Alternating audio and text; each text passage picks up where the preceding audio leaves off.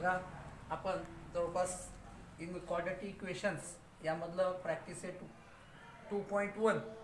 बऱ्याच जणांनी चांगला यावेळेस रिस्पॉन्स दिलेला आहे. बऱ्याच विद्यार्थ्यांनी बहुतांश सोडून पाठवलेले आहे. इतर विद्यार्थ्यांना जे कोणी आणखी सोडत नाहीत त्यांना परत परत सूचना आहे, त्यांनी सोडून दाखवावं. आता आपल्याला प्रॅक्टिस सेट आपण फर्स्टमध्ये काय बघितलेलं आहे, क्वाड्रॅटिक इक्वेशन्स म्हणजे काय किंवा क्वाड्रॅटिक इक्वेशनचं standard form, solutions of quadratic equations, हे आपण 3 पॉईंटचा थोडक्यात आपण अभ्यास केलेला आहे. आता आपल्याला सेकंड याच्यामध्ये काय बघायचं आहे बघा, methods of solving quadratic equations. ज्या पद्धतीनं आपण methods of solving linear equation in 2 variables. There are 4 methods of solving linear equation in 2 variables. Similarly here we have to the solving quadratic equation by using 3 methods. म्हणजे आपण quadratic equation सोडवण्याच्या सुद्धा, जसं की आपण लिनियर इक्वेशन सोडवण्याच्या 4 मेथडनं linear equation सोडवलं, त्याच पद्धतीने आपल्याला क्वाड्रॅटिक इक्वेशन सोडवण्याच्या 3 मेथड येतात. कुठल्याही मेथडनं सोडवा आन्सर तीच येणार. जसं लिनियर इक्वेशन आपण 4 मेथडनं सोडून आन्सर तीच आणत होतो, त्याच पद्धतीनं 3 मेथडनं आपल्याला कुठल्याही मेथडनं सोडवा तुम्हाला क्वाड्रॅटिक इक्वेशन्स, तर तुम्हाला सेम आन्सर मिळतील. तुम्हाला स्पेसिफिक क्वेश्चन्स विचारला जाईल किंवा कम्प्लिटिंग स्क्वेअर मेथडनं सोडवा, फॉर्म्युला मेथडनं सोडवा आणि फॅक्टरायझेशन मेथडनं. त्यातल्या 3 मेथड, पहिली मेथड आहे फॅक्टरायझेशन मेथड.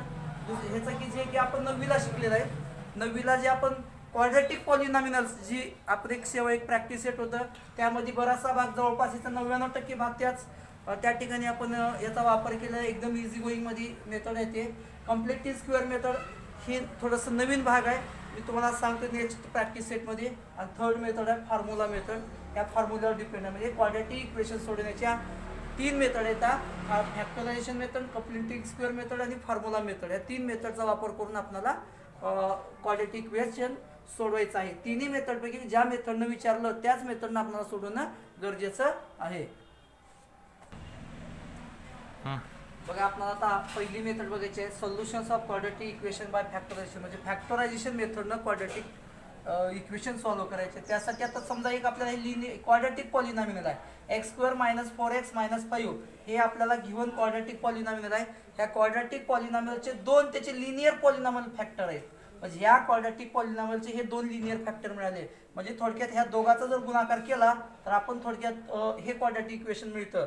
जसं की आता समजा फॉर एक्झाम्पल मध्ये 10 आहे, तर ह्याचे फॅक्टर आपण असं करू शकतो 5 × 2. पण ते आपल्याला एक असं बघायचं आहे, या क्वाड्रॅटिक इक्वेशनच्या ह्या फॅक्टरचा जो प्रोडक्ट आहे, तो प्रोडक्ट काय आहे तो सांगा, 0 असतो. प्रोडक्ट काय असतो सांगा, 0 असतो. म्हणजे थोडक्यात बघा आपल्याला x - 5 and x + 1 are 2 linear factors of quadratic polynomials, x² - 4x - 5. Then it is can return by x - 5 first bracket, another bracket x + 1 is value is 0. म्हणजे या दोघांचा गुणाकार आपल्याला किती आला पाहिजे सांगा, 0 आला पाहिजे थोडक्यात.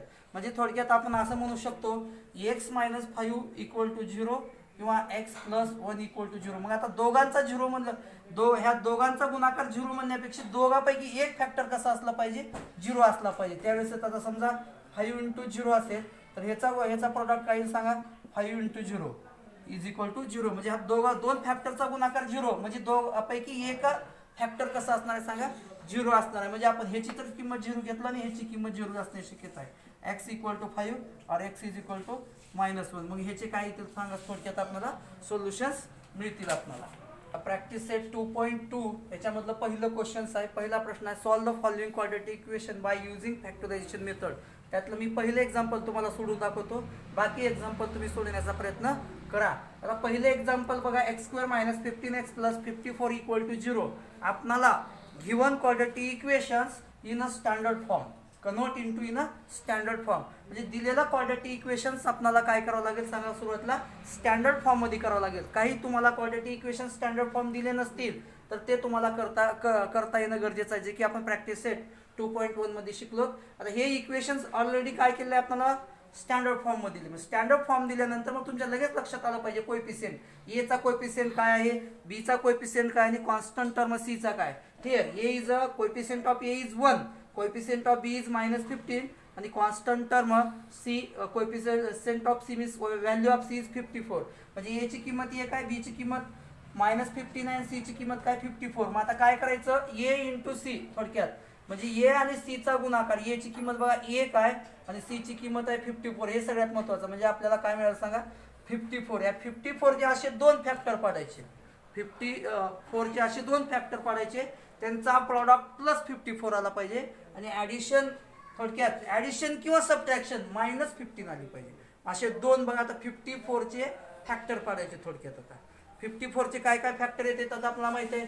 17 × 2 येईल समजा, आता 18 × 3 येईल, असे बरेच फॅक्टर आपल्याला कळ. पण आपल्या लक्षात आलं पाहिजे आता 17 × 2 54 आहे, पण किंवा आपल्याला 9 × 6 असे फॅक्टर आपल्याला घेता येईल. आता 17 × 2 54 प्रॉडक्ट बरोबर आहे, पण ह्याची जर बेरीज केली हे +27 आणि +2 म्हणजे काय सांगितलं +31 येतं, पण आपल्याला काय पाहिजे -15, म्हणजे हेही आपल्याला चालत नाही. हे प्रॉडक्ट येतो पण 18 + 3 21 पाहिजे, पण इथं आपल्याला एक कंडिशन पूर्ण होते, दुसरी कंडिशन पूर्ण होत नाही. आता बघा हे 9 × 6 म्हणजे ह्याचा प्रॉडक्ट 54 होतो, पण ॲडिशन बघा 9 + 6 तर काय केलं 15. पण एक लक्षात घ्या, 9 + 6 केला तर +15 होतं. आपल्याला काय पाहिजे सांगा -15. चिन्हाचा विचार सुद्धा करतात, चिन्ह जरी चुकलं तर सगळं उत्तर चुकतं. आता इथं मायनस येण्यासाठी काय करावं लागेल आपल्याला, या दोन्ही फॅक्टरला काय करावं लागेल -9 आणि -6 असे दोन फॅक्टर घ्यावं लागेल सांगा.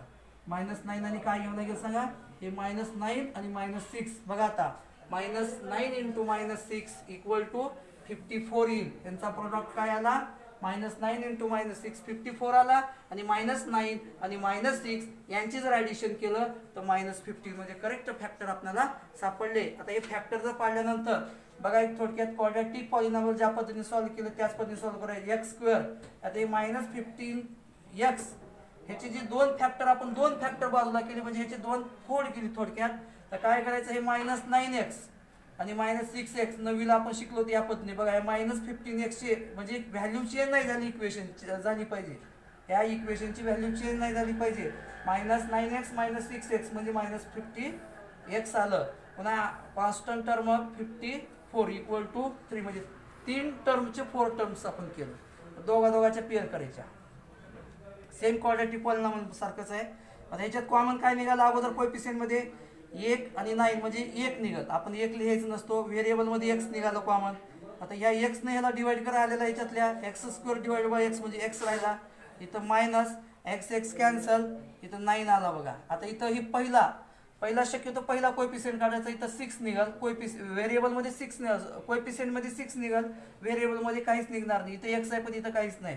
म्हणजे आता हे -6x ला -6x / -6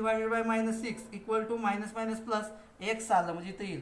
म्हणजे थोडक्यात असा कॉमन काढायचा, ह्या ब्रॅकेटमध्ये x - 9 आले तर ह्या ब्रॅकेटमध्ये सुद्धा x - 9च आलं पाहिजे. हे -+ -54 / 6 9 आलं = 0.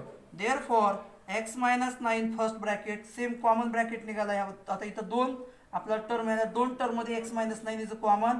Another bracket x - 6. बघा मी काय केलं आहे, पहिल्या ब्रॅकेटमध्ये दोन्ही सारख्यापैकी एक ब्रॅकेट घेतला, जिथं मल्टिप्लायचं चिन्ह दिलंय, इथं चिन्ह येत नाही म्हणजे दोघाचा प्रॉडक्ट, आणि x - 6 = 0 म्हणजे हे दोन फॅक्टर आले थोडक्यात. ह्याचे हे लिनियर फॅक्टर ह्या क्वाड्रॅटिक इक्वेशन आले. दोघाचा गुणाकार कसा असणार आहे 0, म्हणजे दोघापैकी एकाची किंमत नक्की 0 असणार आहे. देअरफॉर x - 9 = 0 और x - 6 = 0. देअरफॉर x = हे -9 चं +9 झालं, x = -6 चं +6 झालं. देअरफॉर x = 9 आणि x = 6 are the solutions of given quadratic equations.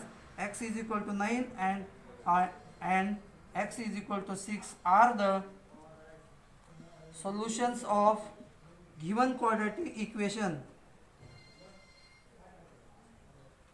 Given quadratic equation, या इक्वेशनचा या एक्झाम्पलचा वापर करा आणि जे पुढले क्वेश्चन्स असतील ते प्रत्येकानं सोडवा. ज्यांना अडचणी असतील त्यांनी मला विचारा, मी सांगण्याचा प्रयत्न करेन.